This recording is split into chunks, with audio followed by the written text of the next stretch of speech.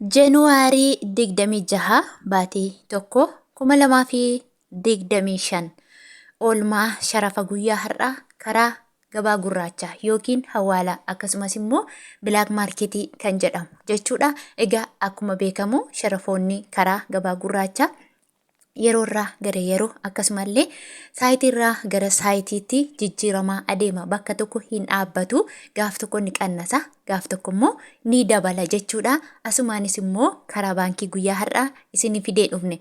Guyyaan har'aas immoo sanbata ta'uusaa ni beektu. Infoormeeshiniin biyya keessa jiru cufaadha. Isiniin jechuun barbaada. Egaa biyyootaan isin fidee dhufe kanneen akka Saawudii Arabiyaa, Dubaay Diraam, Swiss Firankii, Yuuroo, Pound sterlingii, Kanaadaa doolaar, Ameerikaa doolaar, Awustiraaliyaa doolaar, Kuweet diinaar, Kaatar riyaal, akkasumallee Joordaan diinaar, Bahrein diinaar, biyyoota akka Turkii riilee, Israa'el shiqil, Indiyaan ruubii, warreen kakkana kanaan isinii qabadhee dhufe hordoftootaa fi jaallatamtoota kabajamtoota maamiloota kiyya nagaa waaqayyoo isiniif haa ta'u. Akkasumallee obboloota koo amantaa biraa taatanii bakka adda addaa irraa na hordofaa jirtan nagaa lafa jirtan isiniif haa ta'u jechuun jaalladha. Kanatti aansuun namoonni chaanala koof haaraa taatan sabskiraayib gochuun odeeffannoo adda addaa yeroo hundumaa akka isin bira ga'uuf immoo oolii irra godhadha. Viidiyoon obboleewwan keessan bira akka ga'uuf immoo laayik gochuun viidiyoo dhaggeeffachuu jalqaba isiniin jechuun barbaada. Egaa jalqabarraa yoon isinii ka'e Ameerikaa doolaarri tokko guyyaa har'aa akka itiyoo bilaak maarket .com 147.77 oolee jira. Egaa hordoftoota keenya akkoota guyyoota lamaan sadan darban keessatti hanga naannoo 153 irra gahee ture. Garuu guyyaa har'aa gadi deebi'ee jira. Sababiin isaa hin beekamu. Tarii ammallee kanumarra gad deebi'uu danda'a. Tarii immoo boriiftaan deebi'ee ol ka'uu danda'a jechuudha. Egaa dhaabbataa miti gabaan gurraachi isiniin jedheera. Akkuma baankii yeroo hundumaa 7-2-7-3 hanga ji'a tokkootillee bakka tokko dhaabbata jechuudha. Garuu gabaan gurraachi laayivii irratoo jiraniitillee ni jijjiirama jechuudha.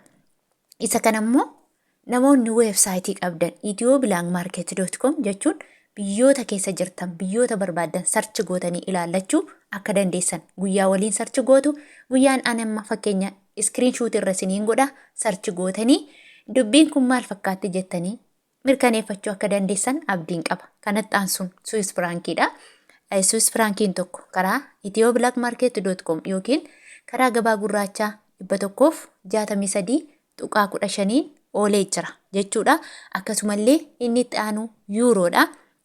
Yuuroon tokko karaa ethiobilankmarket.com yookiin karaa gabaa gurraachaa 155.11 oolee jira. Inni itti aanu Chaayinaa heewaan tokko karaa ethiobilankmarket.com 20.1 oolee jira. Akkasuma inni itti aanu immoo Kanaadaa doolaarri tokko karaa ethiobilankmarket.com yookiin karaa gabaa gurraacha 103.8 oolee jira.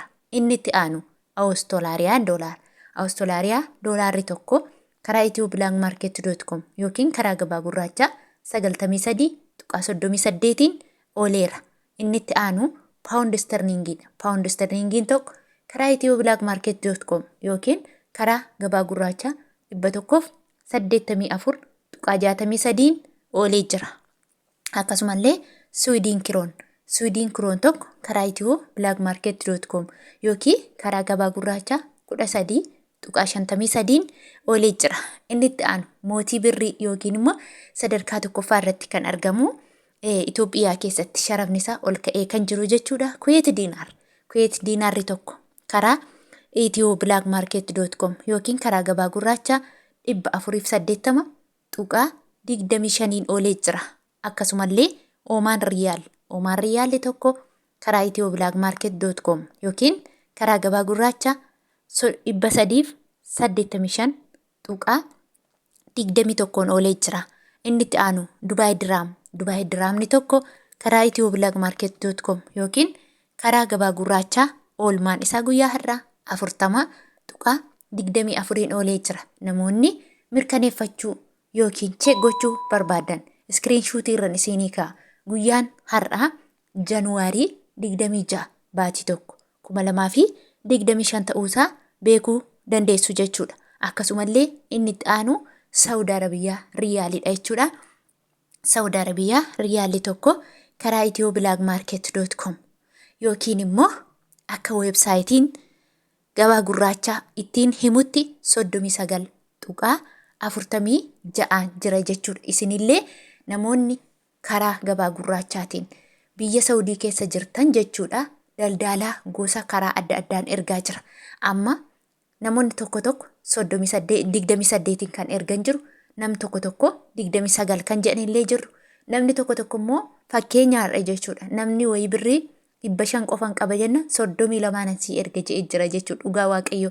Inna akkuma argatanii akkuma si goyyomsuu danda'anitti si goyyomsanii si ergatu jechuudha. Ati yoo karakkarachuu baatte, ati yoo gaafachuudha baatte jechuudha. Kanaafuu oolmaan gabaan ittiin jiru namni maallaqni keessan guddaa ta'e jechuun namoonni maallaqni keessan 2,000 ol ta'e hanga 3,000 ta'e jechuudha. 28 jira. Namni tokko kan 27.50 ergullee ni jira jechuudha. Akkasumallee immoo namoonni birriin keessan xiqqishuu taate immoo 29 kan ergan jiru, 28.50 kan erganillee ni jiru jechuudha. Akkaataa itti baay'ifatan immoo namoonni yoo barbaadan fakkeenya 4,000 yoo qabaatte 4,000 baay'isuu 1,000 hiruu 28 jettee argatta. Namoonni birriin keessan xiqqoo taate immoo fakkeenyaaf 500 yoo qabaatte 500 baay'isuu 1,000 hiruu 29 jettee argachuu ni dandeessaa jechuudha. Siistemii warra Saawudii dhaabbataa miti jechuudha.